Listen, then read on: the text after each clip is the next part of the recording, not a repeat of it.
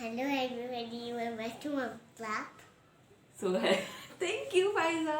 So welcome back to Mom's Lab, and Um,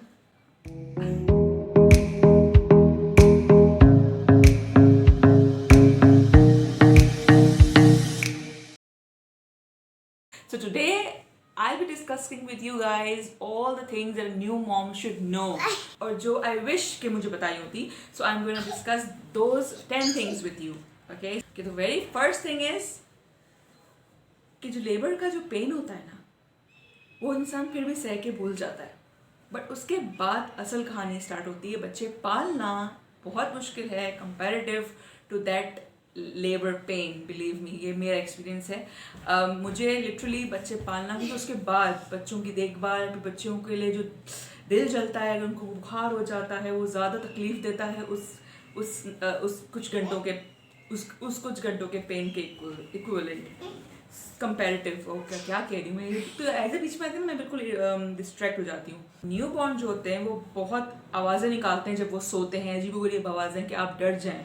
so first night जब यानी तो बच्चा पैदा होने के जो फर्स्ट नाइट होती है, उसमें आप ये चीज़ एक्सपीरियंस कर सकते हैं कि बच्चा अजीब सी आवाज़ें निकाल रहा है. और बीइंग अ फर्स्ट मम यू कैन बी स्कैर्ड कि ये मेरे बच्चे को कुछ हो तो नहीं गया, क्योंकि ऐसी आवाज़ें होती हैं. But that is something very ये होता है, हर बच्चा जो है वो आवाज़ें सोते हुए आवाज़ें निकालता है.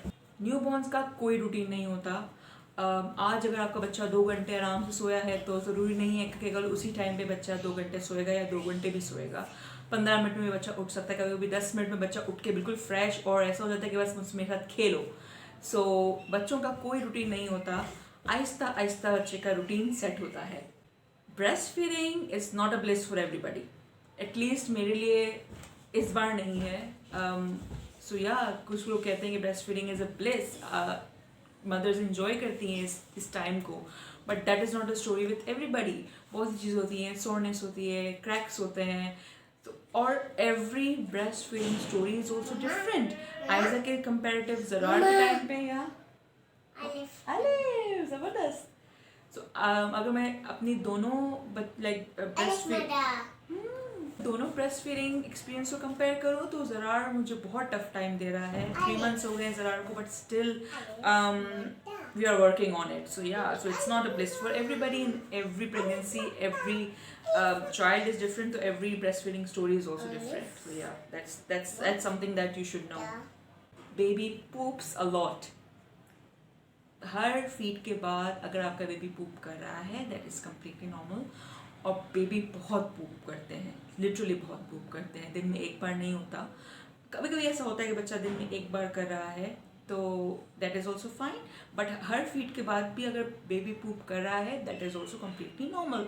अनलेस एंड अनटिल बहुत वाटरी हो रही है और बहुत बहुत ज़्यादा वाटरी हो रही है, that is something that you should be worried about. But अगर हर फीड के बाद पुप कर रहा है, that is fine. And first 24 hours जो बेबी के होते हैं आफ्टर बर्थ, तब बेबी ब्लैक पुप करता है, तो डर मत जाना. तो इतनी टार की तरह ब्लैक पुप करता है बेबी, जो पेट की सारी गंदगी निकल जाती है बच्चे की. तो फर्स्ट 24 आवर्स में बेबी ब्लैक पुप करता है. They need to sleep to grow. हम अक्सर ऐसा करते हैं कि यार रात में नहीं सोता तो हम ज़बरदस्ती जगाना बच्चों को, that's not a good idea. बच्चा जितना सोता है उसको सोने दें. अक्सर मुझसे क्वेश्चन पूछा जाता है, मेरा बच्चा पूरा दिन सोता रहता है, मैं क्या करूँ, क्या मैं उसको जगाऊँ, क्या मैं उसको ज़बरदस्ती उठाऊँ, मैं एक्टिविटीज़ कब करूँ. तो बच्चा जो न्यू बॉर्न बच्चा होता है वो पूरा दिन ही सोता है. हार्डली दिन में 5 मिनट 10 मिनट के लिए वो जागता है. तो 5-10 मिनट के लिए आप उससे बात कर सकते हैं, या ड्यूरिंग फीड, भले आंखें बंद हो, वो फीड ले रहा हो, तो आप उसको सिंग कर सकते हैं. ठीक है, तो ज़बरदस्ती जगा के आपको एक्टिविटी नहीं करवानी है. ठीक है, तो बेबी सोता है और जितना वो सोएगा उतना ज़्यादा उसकी डेवलपमेंट होगी. जब वो सो रहा है तो उसका ब्रेन डेवलप हो रहा है, उसके डिफरेंट और बॉडी पार्ट्स उसके डेवलप हो रहे हैं. सही है. So don't worry, they need to sleep more. Next जो पॉइंट है वो ये है कि अगर आपने देर कर दी दूध देने में, फीड करवाने में, तो बच्चा नाराज़ हो जाता है. और एक महीने का बच्चा भी आपको टेंट्रम शो कर सकता है. तो जो हम बोलते हैं ना कि 1 साल का बच्चा है, 2 साल का बच्चा टेंट्रम शो करता है, अपसेट हो जाता है, जी नहीं, एक न्यूबॉर्न भी अपसेट हो जाता है. और जब वो अपसेट हो जाएगा तो फिर फीड नहीं लेता, बहुत बहुत फसी हो जाता है, बहुत रोता है, ज़िद करता है, और बहुत बहुत पटाना पड़ता है फिर फीड के लिए। So that is also something that you should know. तो जब भी बच्चा रोए तो उसको फ़ौरन अटेंड करें, देखें कि क्या मसला है। अगर भूख लगी है तो फ़ौरन फीड दे दें। अगर आप डिले करते हैं तो फिर बच्चा प्रोलॉन्ग रोने लगता है, उसको चुप कराना, उसको हैंडल करना थोड़ा मुश्किल हो जाता है, ठीक है। तो that is something that you should avoid. I mean कि बच्चे को ज़्यादा देर रोने देना या भूखा छोड़ना, that is something that you should avoid. Next चीज़ जो every mother should know is कि बच्चा हर फीड के बाद डकार जब लेता है तो पॉसिबिलिटी है कि बच्चा थोड़ा मिल्क स्पिट आउट करे, दैट इज़ वेरी नॉर्मल। थोड़ा अगर वो निकाल रहा है या कुछ टाइम बाद अचानक से थोड़ा दही जैसा निकाला, that is also normal. Unless and until वो बहुत ज़्यादा पूरा फीड निकाल रहा है और लाइक पूरा दिन निकालते रह रहा है, तो that is something that is a warning sign and you should like आप डॉक्टर के पास ले जा सकते हैं अपने बच्चे को। बट अगर थोड़ा थोड़ा दूध निकाल रहा है हेयर फीड के बाद जगह से हल्का सा निकाल रहा है, तो that is something that is completely fine. उसमें वरी होने की नीड नहीं है कि मेरा बच्चा उल्टी स्पिट आउट कर रहा है, दूध निकाल रहा है। हल्का सा समझ रहे ना सर, इतना थोड़ा सा निकाला कि उसकी शर्ट खराब हो गई, या होता है कि वो बर्प करते हुए वो एक्स्ट्रा जो अगर उसमें पी लिया, ज़्यादा पी लिया, तो वो एक्स्ट्रा दूध जो है वो स्पिट आउट कर लेता है बच्चा। सो उसमें डरने की बात नहीं है।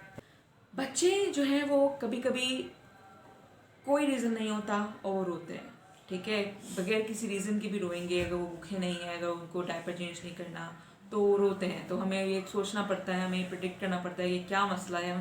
कभी कभी हम सब कुछ कर लेते हैं तो भी रोते हैं। That is also something that you should know. So yeah, so that is it for all the things that you should know as a first time mom. I hope this will help you out. Say bye bye. Bye. They want it.